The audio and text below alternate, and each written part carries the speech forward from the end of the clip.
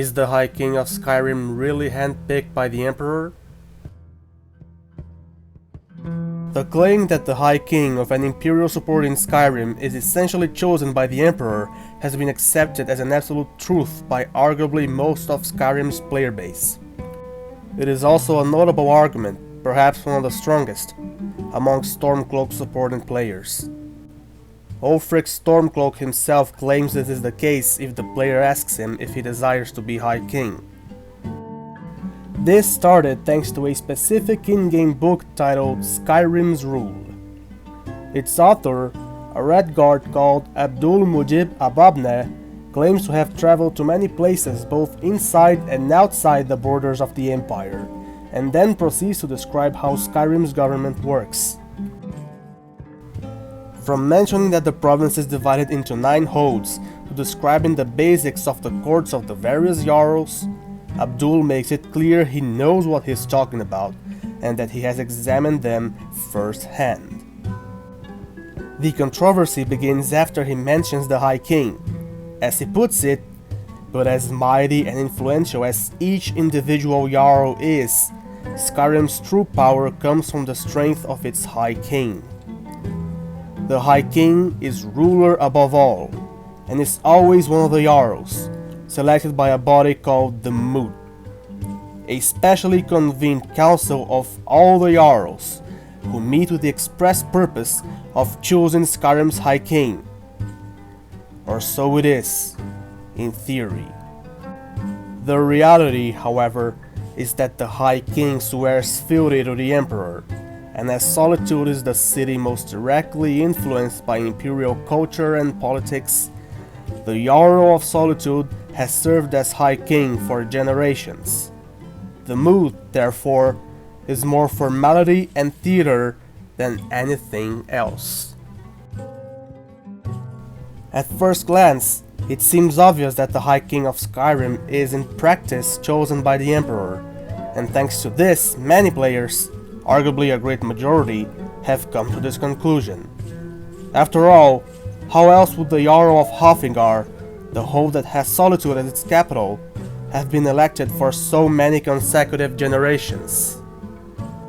Stormcloak sympathizers in particular use it as a clear example of how the Empire holds Skyrim's government with a tight grip. However, as I'm going to show you, it is not as simple as it seems, and there are 3 other factors that are virtually always ignored, be it out of ignorance, a state we are all in at some point, or sheer bias and dishonesty, that can and do lead to a very different conclusion.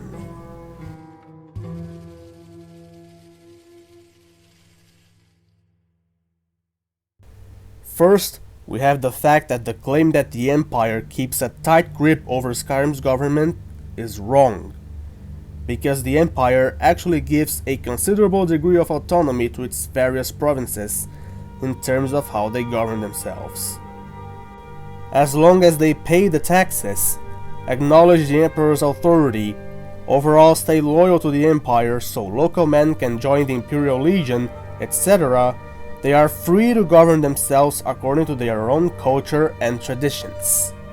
This can be seen both in the events of the Elder Scrolls II Daggerfall, as the Empire barely interfered in internal politics and conflicts of High Rock, or the rivalry between the Crowns and the Forebears of Hammerfell, and in the events of the Elder Scrolls III Morrowind, where one can witness firsthand how the Treaty of Armistice gave Morrowind even more autonomy than the other provinces, since it was allowed to practice slavery, which was outlawed in the rest of the Empire, while also governing through their established customs and traditions such as Great House Law, in addition to Imperial Law. And not only that, whenever those last two came into conflict, the terms of the armistice dictated that favor was to be given to the Great House Law. While by one hand Morrowind was only given that much autonomy so Tiber Septim could have it as an imperial province because he wanted access to the province's ebony, the armistice was signed when the Legion was having the upper hand, and the Empire could have, either gradually or by force, tighten its grip over Morrowind. However, it never happened.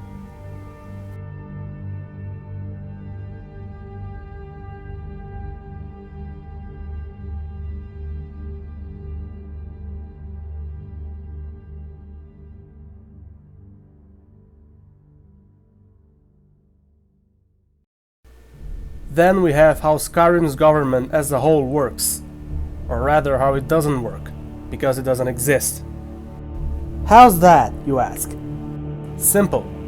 At this point, you've certainly seen the loading screen that explains that each of the 9 holds is governed by a Jarl, and that each Jarl is largely independent despite swearing fealty to the High King.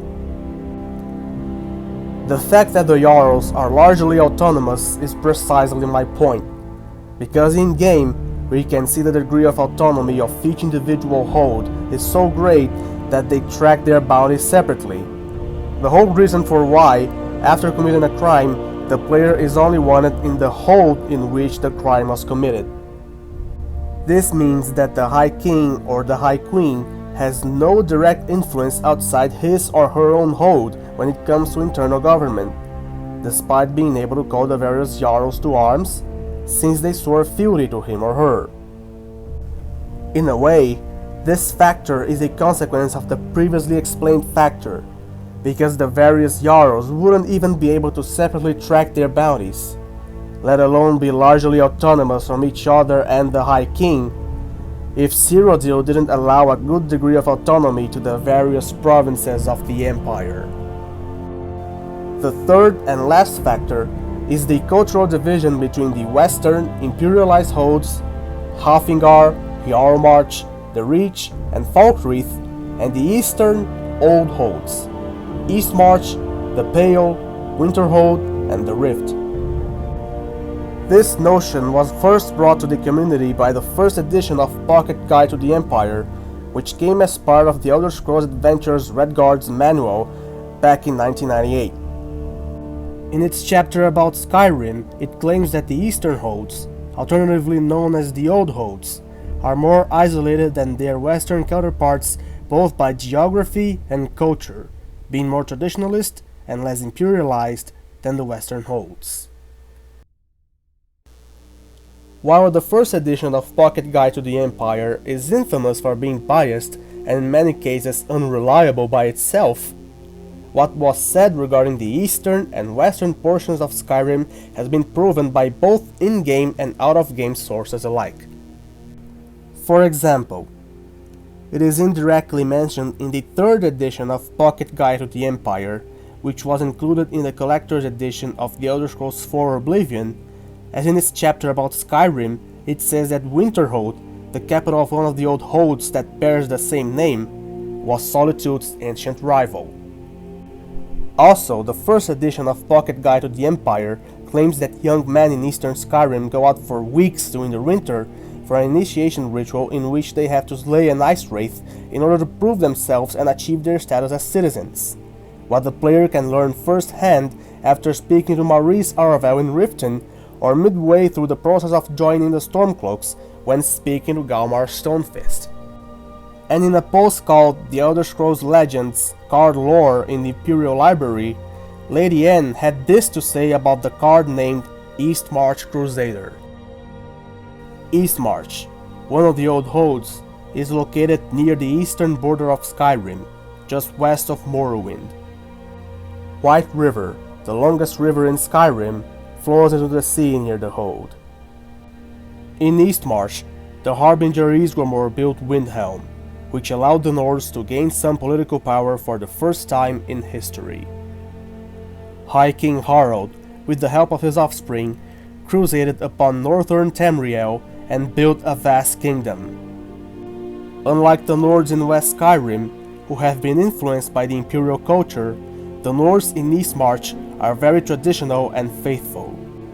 They don't only fight for riches or territory, but for their beliefs as well. In fact, the mere fact that initially in the game the holds that are part of the Stormcloak Rebellion are precisely the old holds, while the western holds support the Imperial Legion, which has its headquarters in Solitude, by itself reflects this clearly. So, having in mind all these factors, it becomes clear how Solitude could have been the seat of the High King of Skyrim for so many consecutive generations, even without direct intervention from Cyrodiil, because the various Jarls would much rather be left alone. Instead of being forced by the Empire to elect the Jarl of Solitude, they have gladly done so by themselves because they are already supposed to be largely independent from the High King, who would have to support the Empire, otherwise there would be all-out war, and the High King would have to deal with the Emperor and vice versa far more directly and frequently if compared to the other Jarls, since as previously mentioned, they have a huge degree of autonomy from each other and the High King. Imagine how awkward it would be if a Jarl of Eastmarch was elected as High King or High Queen in the middle of the Third Era. How awkward and frustrating it would be for both said Jarl and the Emperor to have to maintain close contact and ties when Eastmarch is so isolationist and traditionalist.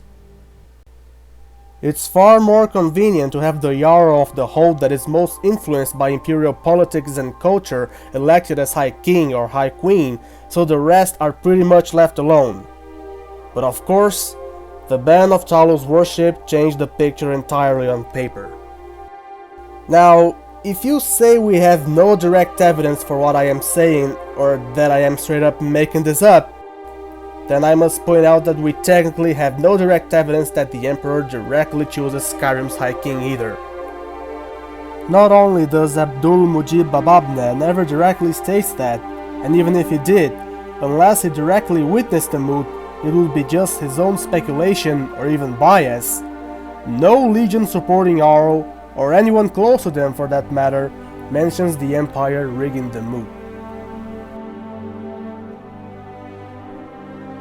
Anyway, that is why the fact that the Jarl of Solitude has been elected as the High King or High Queen for many consecutive generations doesn't mean the Empire has a draconian control over Skyrim and that it directly chooses the High King, contrary to what many think. Tell me what you all think in the comments, and as always, if you enjoyed the video, please leave a like, subscribe to the channel if you're not subscribed yet, and I'll see you all on the next video. Thank you for watching. Look through.